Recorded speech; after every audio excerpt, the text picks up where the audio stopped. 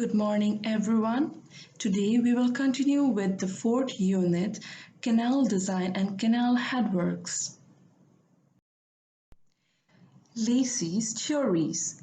Lacey carried out an extensive investigation on the design of stable channels in alluviums. On the basis of this research work, he found many drawbacks in Kennedy's theory and he put forward his new theory, Lacey's regime channels. It is stated by Kennedy that a channel is said to be in a state of regime if there is neither silting nor scoring in the channel. But Lacey came out with the statement that even a channel showing no silting and no scoring may actually not be in regime. He therefore differentiated three regime conditions: true regime, initial regime, final regime. According to him, a channel which is under initial regime is not a channel in regime, and hence regime theory is not applicable to such channels. His theory is therefore applicable only to those channels which are either in true regime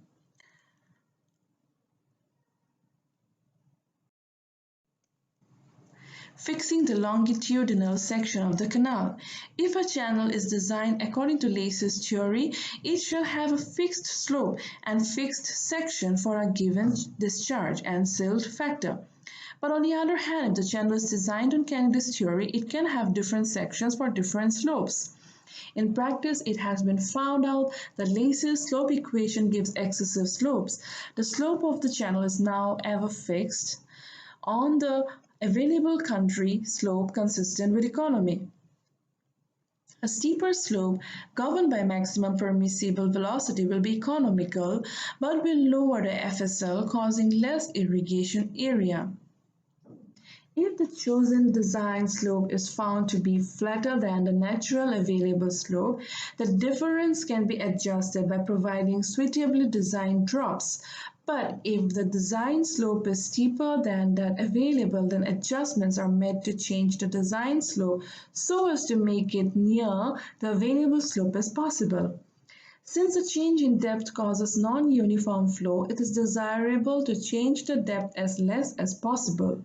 Suitable adjustments in bed, slope, depth, etc. can be made for fixing FSL on various considerations.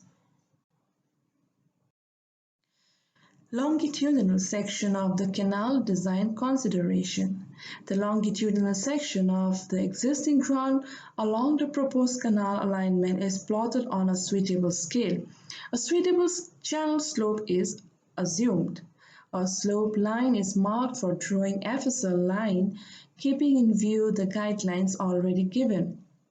The channel is designed from its tail reach to its head reach, kilometer to kilometer.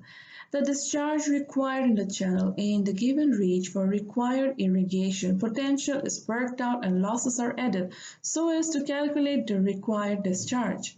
The bed slope, FSL, falls, etc. are adjusted using intelligence, judgment, and knowledge.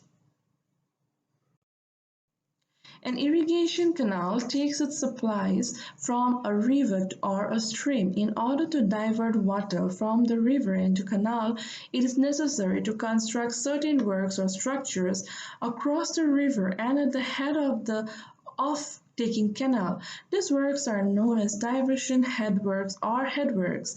The canal headworks may be classified into the following two types: storage headworks, and number two is diversion headworks.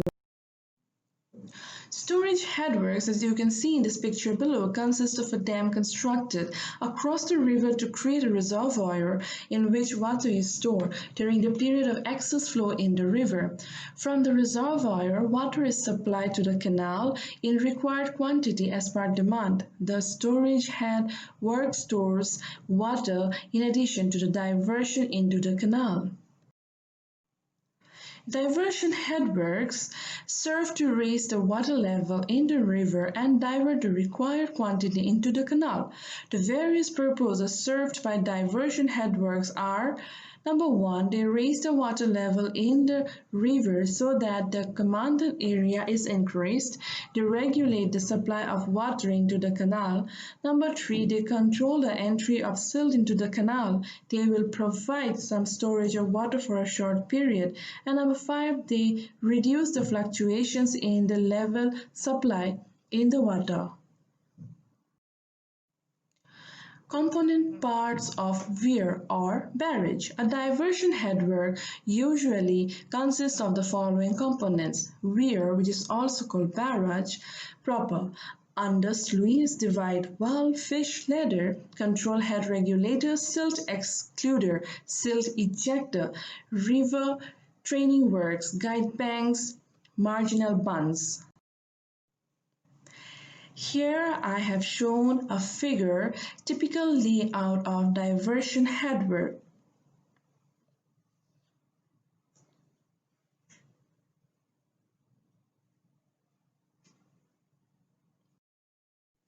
That was all for today. Thank you.